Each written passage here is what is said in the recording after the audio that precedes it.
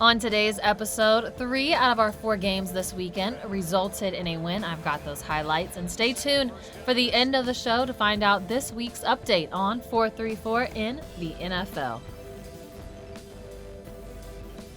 Hello everyone, and welcome to week 7. I'm your host, Carly Ford. Looking back at this season so far, quarterbacks have been dropping like flies. It all began week 1. Jaguars lose Nick Foles. Drew Brees goes down. Sam Darnold had mono.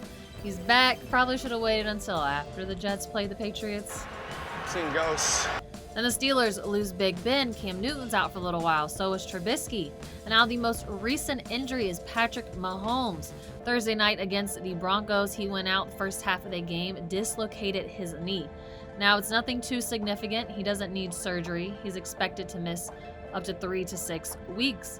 But out of the 5 teams I've covered each week, only one of them has not lost their starting quarterback. That's just mind-blowing to me. So starting off today's highlights, I want to take a look at when Mahomes went down in the game. 4th and 1, Mahomes trying to sneak it in, instead gets dog-piled upon, dislocates his knee.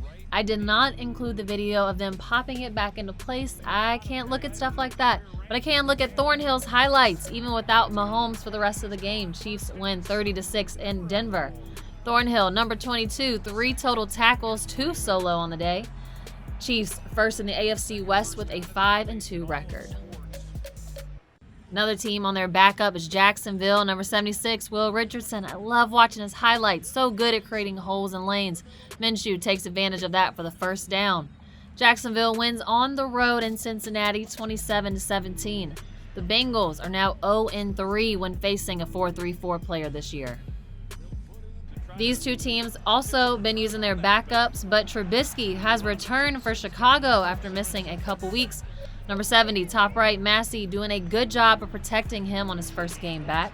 Unfortunately, the Bears lose 36-25 against the Saints. Our only team still with their starting quarterback is the Bills. Buffalo wins at home 31-21 against Miami.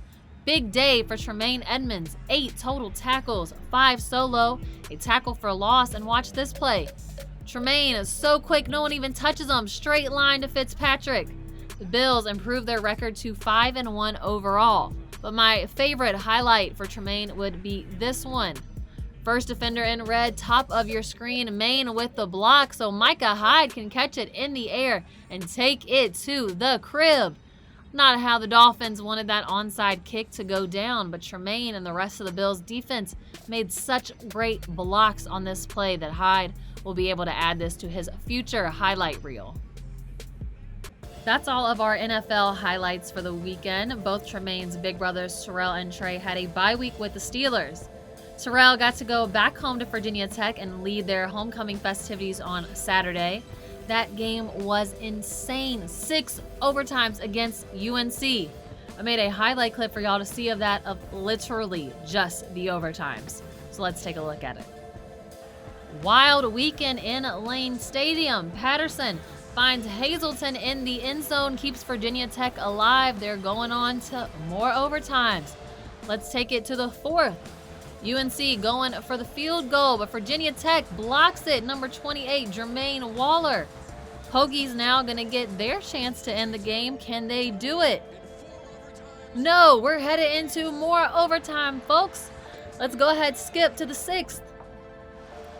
You can only have 2-point conversions at this point. UNC tries, but they failed. Pressure from the Hokies defense.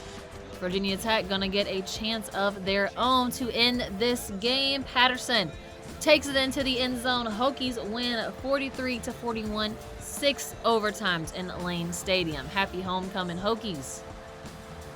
It's time for the 434 football update of the week. 2 things on today's agenda. First is, I hope you guys noticed, but I carved my pumpkin like I said last week. I hope you can tell even what it is.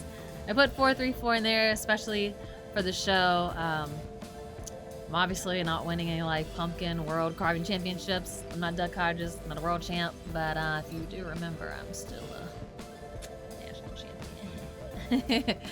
After the show, I'm going to put it on my porch tonight for all of Orlando to see who has the best area code. Second thing is that Sunday is my 24th birthday.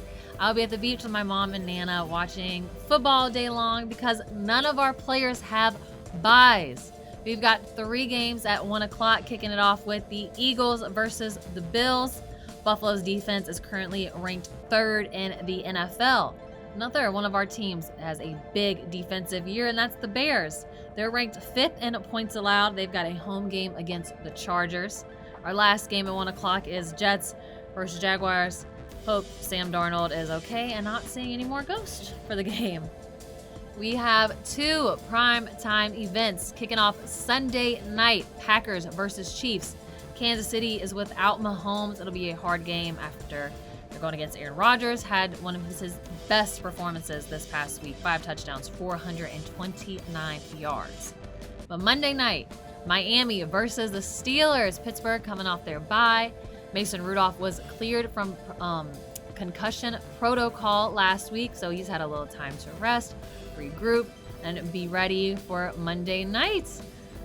Like I said, it's my birthday, so I'm really biased for the weekend. I'm super excited, but I'm even more excited to cover all these games, give you their highlights and things.